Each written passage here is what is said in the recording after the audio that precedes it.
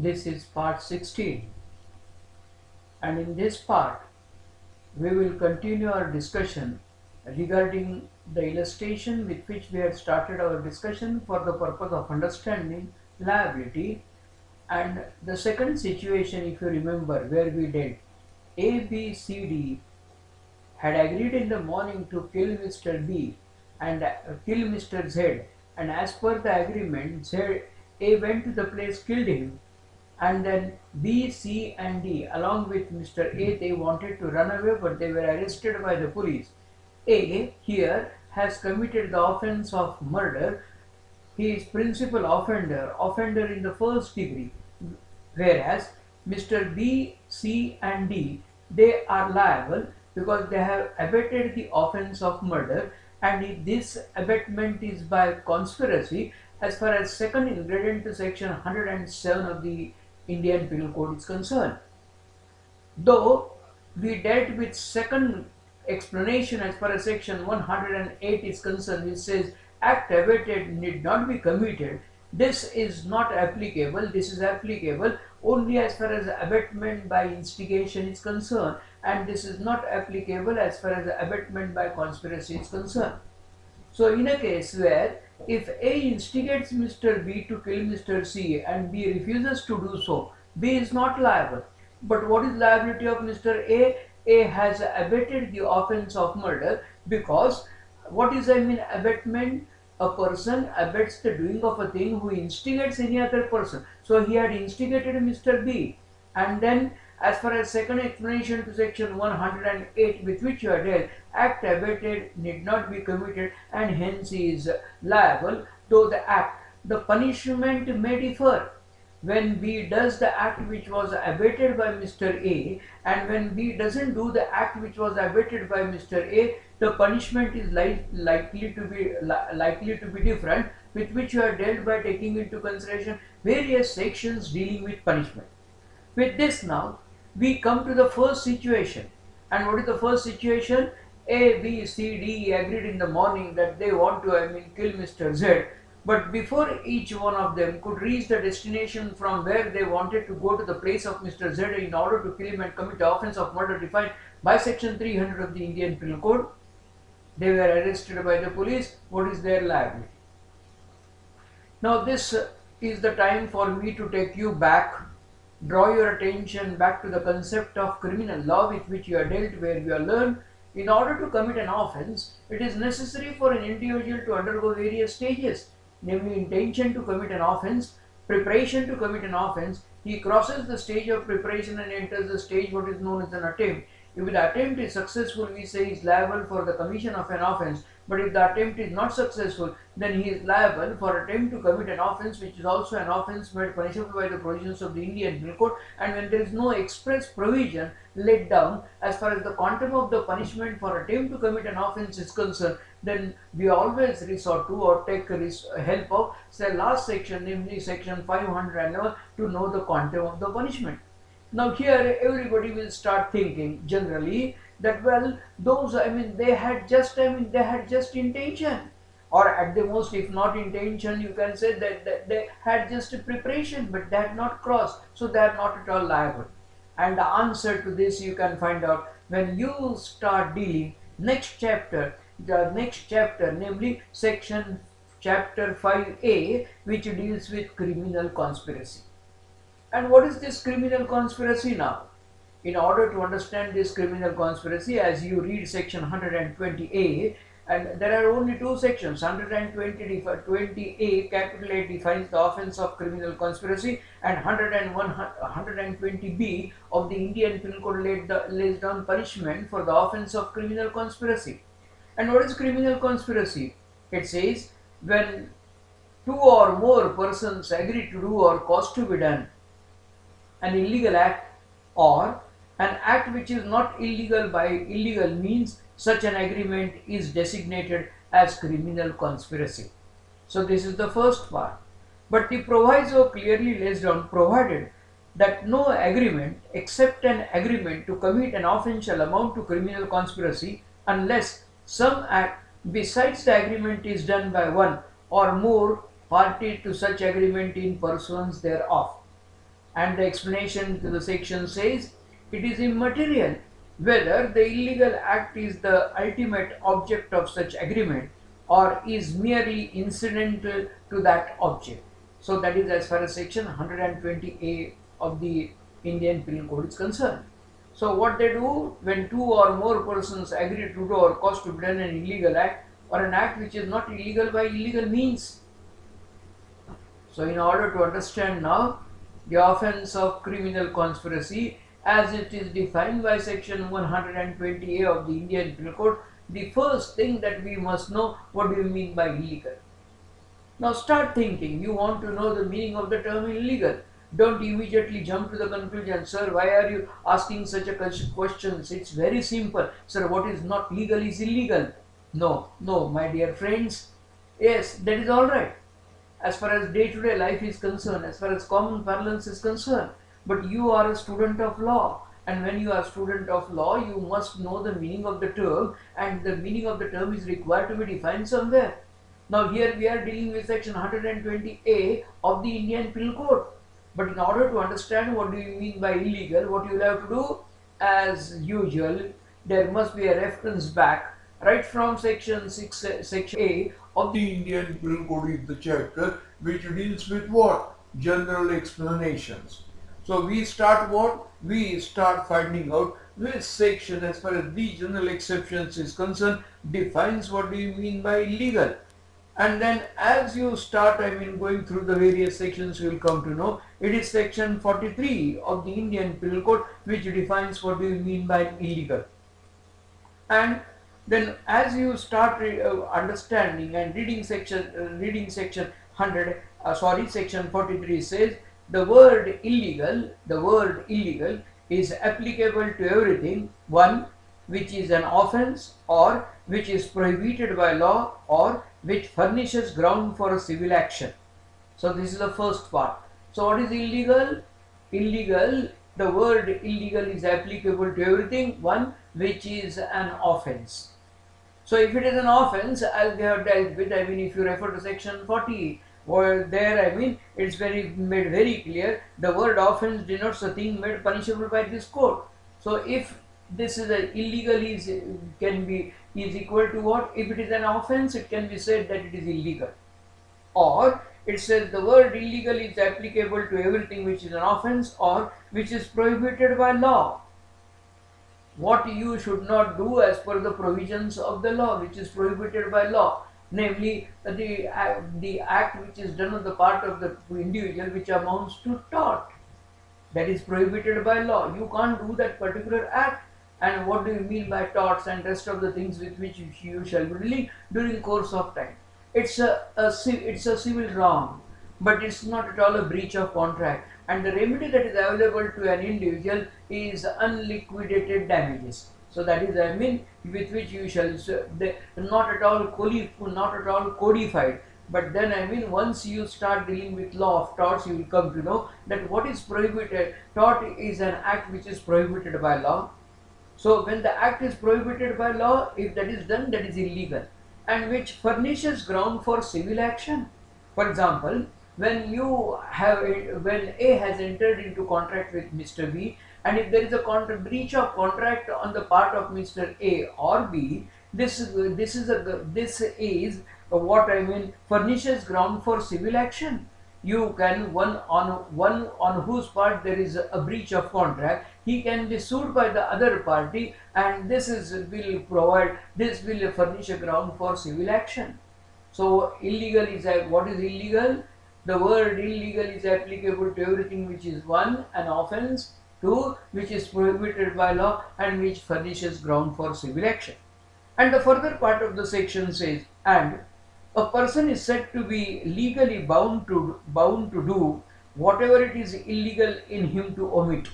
So that is, what do you mean by legally bound to do is also explained by the same section, which also explains what do you mean by illegal. So what does that mean? It says, and a person is said to be legally bound to do whatever it is illegal in him to omit accordingly.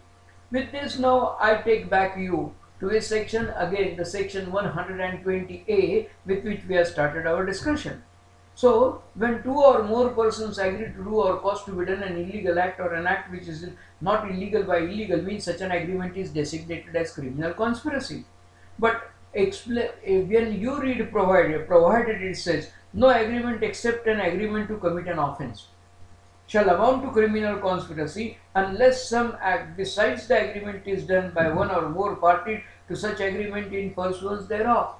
So, if there is an agreement to commit an offence, that agreement itself is made punishable by the provisions of the Indian Penal Code, as far as, and there we told you, they have not gone beyond the stage of the preparation.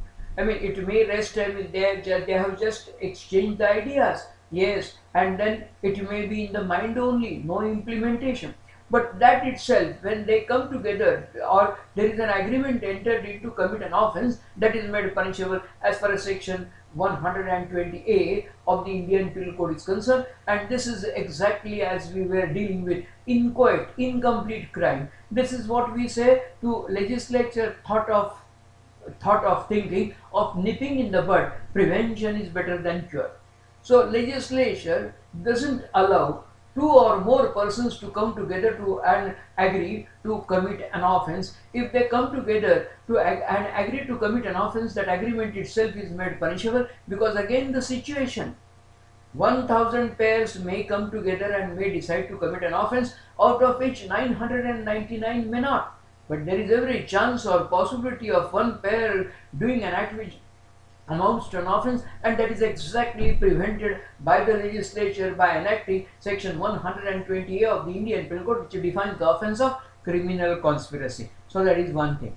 Now, if there is an agreement to do an illegal act, first of all, I mean, if you imagine a situation where, so let me take back to the situation as far as the illustration with which we had started our discussion. If A, B, C, D agree in the morning to kill Mr. Z and they are arrested by the police, what is their liability? They are liable. Don't say they are not liable. They are liable. And why they are liable? They are liable because section 120A of the Indian Penal Code defines the offence of criminal conspiracy. And what is that? It says when there is an agreement entered into between two or more persons, minimum is 2, maximum no limit, and they commit what? The agreement is proviso says, provided no agreement except an agreement to commit an offence shall amount to criminal conspiracy. So if there is an agreement to commit an offence, that itself is made punishable by the provisions of the Indian Penal Code. If there is an agreement, to do an act which is prohibited by law, or if there is an agreement to do an act which furnishes ground for civil action, so it's only not agreement which is made punishable. As per the section, overt act is required to be done. So there must be, the tort must take place. The breach of contract must take place which furnishes ground for civil action accordingly, and then only the person is liable, otherwise not, as far as section 120A of the Indian Penal Code is concerned. So whenever there is an agreement, let me tell you, once you will start dealing with the provisions of the Indian Evidence Act, you will come to know it's very criminal conspiracy is always takes place in secrecy. It's very difficult. So you have to infer the court has to infer the intention, and the court, there cannot be a direct evidence for that. Court will have to take into consideration indirect, what is known as circumstantial evidence, from the point of view of determining criminal liability. But that is the liability as far as section 120A of the Indian Penal Code is concerned, which defines the offence of what is known as criminal conspiracy. With this now, we come to the last situation. And what is the last situation? A, B, C and D decided to kill Mr. Z, and then they had planned this murder in such a manner so that it is Mr. A who should fire into direction of Mr. Z. Mr. B was supposed to stand in the door for the purpose of security, for the purpose of helping him, for the purpose of running away, for the purpose of giving him caution, for the purpose of giving him warning accordingly. Mr. C was supposed to stand in the gate, and D was here I mean yes, D was supposed to sit in the car. So this was a plan. We go there, you go there, take respective position, fire, come back, and we will run away from this particular place. So it may not be possible for the police to arrest us, and if they don't arrest us, the question of proceeding against us in a court of law doesn't arise. That was the idea which they had behind it.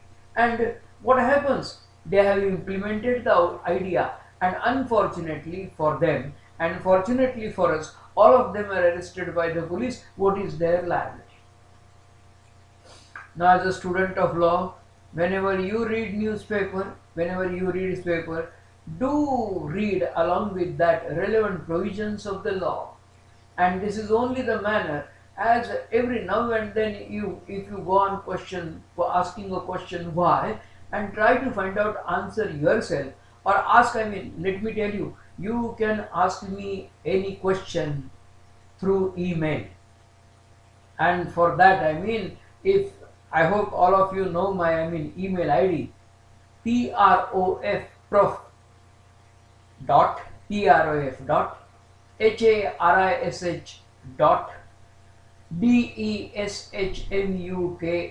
Deshmukh at gmail.com. This is my email address. Whenever you have any difficulty regarding the topic with which we are dealing, and then you just let me know, just mail me, and then I won't take much of your time, but then as soon as I receive the mail, I will respond to it. If I think that it is not possible for me to reduce your reply into writing, I may, at the time of delivering the next lecture, this is the practice, and that I have told you right in the beginning. Whatever may be the nature of the difficulty, or whatever may be the nature of the problem, Deshmukh at gmail.com is my email ID on which you can contact me, and then I shall be very eager to respond and answer the difficulties or the queries or the questions that are raised by you. But simultaneously start studying yourself also, so it becomes very easy for you to understand. So as you go on reading the newspaper, now what is their liability?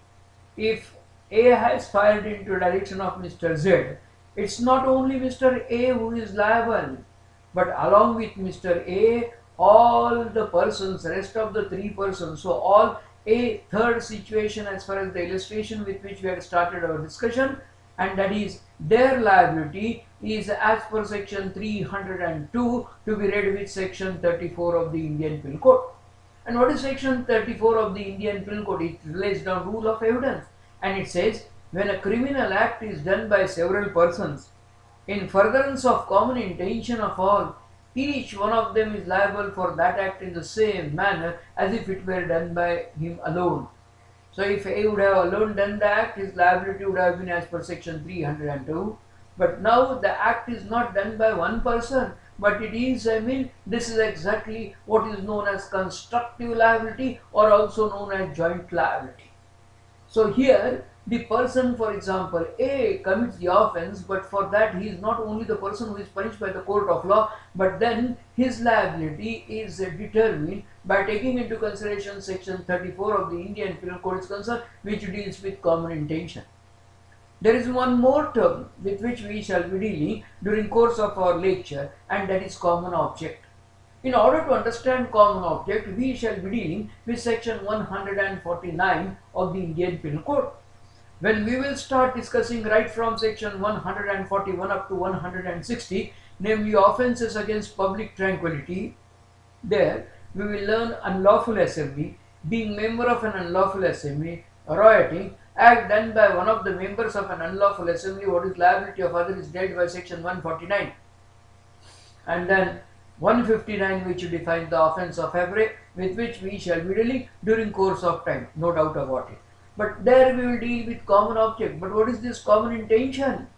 Common intention is, now all of them had prior meeting of the minds.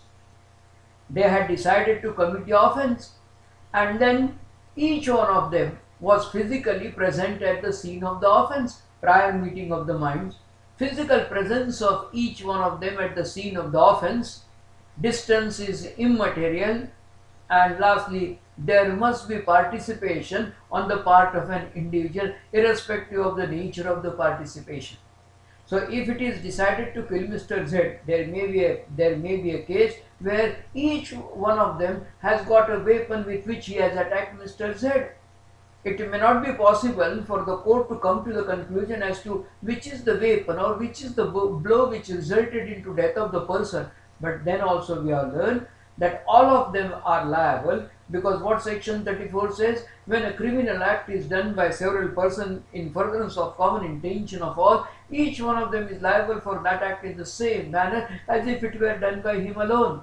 This is the principle, and hence, as far as the last situation with respect to the illustration with which we had started our discussion, A, B, C, D wanted to kill Mr. Z, and by distributing, this is cooperation. This is a joint, you can say joint efforts on the part of all, which resulted into death of Mr. Dev. All of them are liable.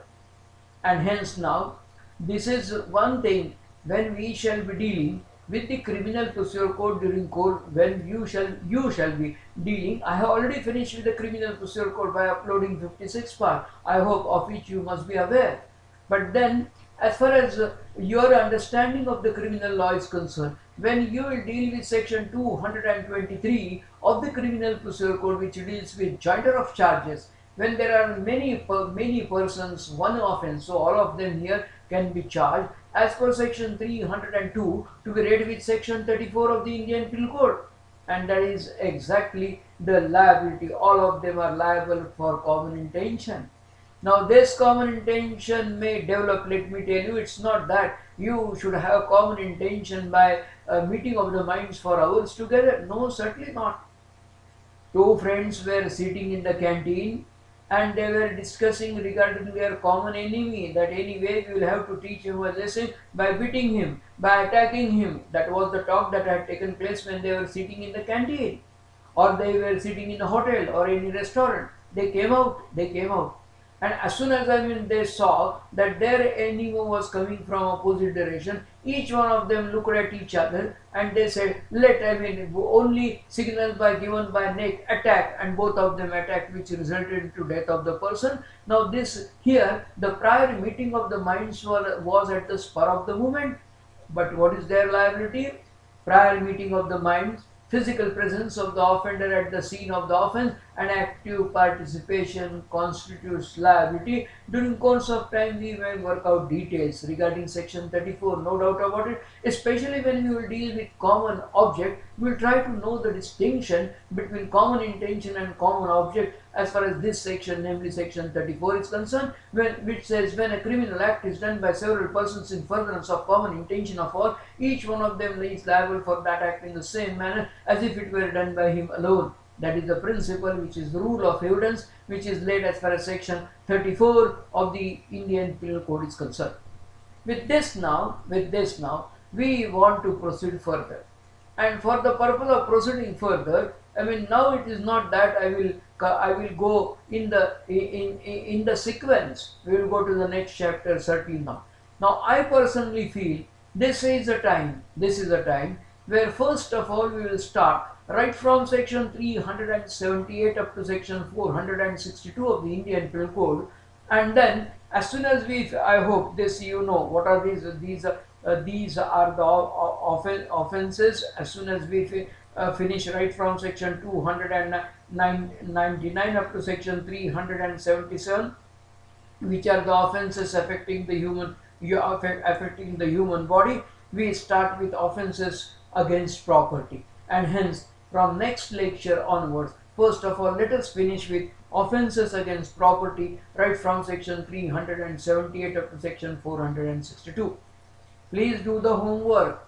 In the next lecture, we shall start dealing with section 378 of the Indian Penal Code, which defines the offence of theft. Then we will deal with section 383, which deals with extortion. Then section 390, which deals with robbery, and hence we will proceed. I hope you remember the introduction we had as far as first few lectures are concerned. So next lecture will be the lecture when we will start our discussion right from section 378 onwards. Now this is, those of you who have started doing homework for the purpose of understanding the topic with which I am dealing, don't merely read section 378. Read section 378. Yes, that is very correct. That is very true. That is essential, absolutely necessary. Yes, no doubt about it. But along with that, do read 5 explanations. And then when you are reading explanations and trying to analyze the section to find out the ingredients, along with that, do refer to the illustrations which are given. Now, when you are referring to various ingredients as far as this section is concerned, you will come across a particular term, and in order to find out whether that particular term is defined by the provisions of the Indian Penal Code or not, you must have back reference right from section 6 up to section 52A of the Indian Penal Code, which deals with general explanations. So that is the practice that we shall be followed from next lecture onwards, where first of all we'll start with offences against property, then we'll start with offences affecting human body, and rest of the details which we shall be working out during course of time.